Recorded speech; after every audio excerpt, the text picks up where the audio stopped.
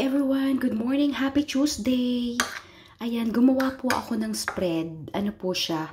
Mayonnaise with egg and nilagyan ko din po ng konting asukal para matamis. Dapat po kasi may pineapple pa yan para mas masarap.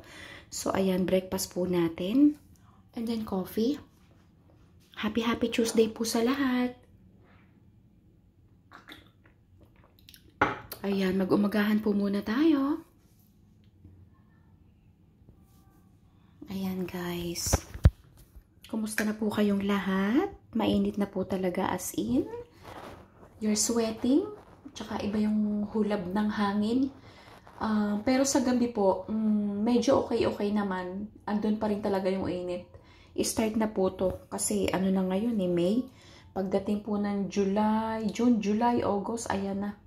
Sobrang talagang as in magdala ka na ng ekstrang damit. Kasi nga po mainit. Sobrang init. Ayan, mas matindi po dito sa Middle East pag summer. At talaga naman po, talagang ang nangyayari po is nagiging ang nightlife po. Sa gabi po sila lumalabas at nag-i-enjoy. Kaya halos madaling araw marami kayong makikita na mga bukas pa na mga cafe, restaurant. Kasi po pag summer dito, sa gabi po yung buhay nila. Sa gabi po sila rumarampa.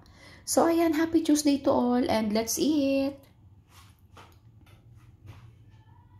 Ayan po yung mayonnaise with egg. Then, nilagyan ko po ng kaunting asukal. Ayan, spread na po natin dito. Ayan, good for 2 or pwede yung gawing 3 or 4 pa nga eh. So, ayan. Meron pa tayong tira. So, ayan na po ang ating breakfast.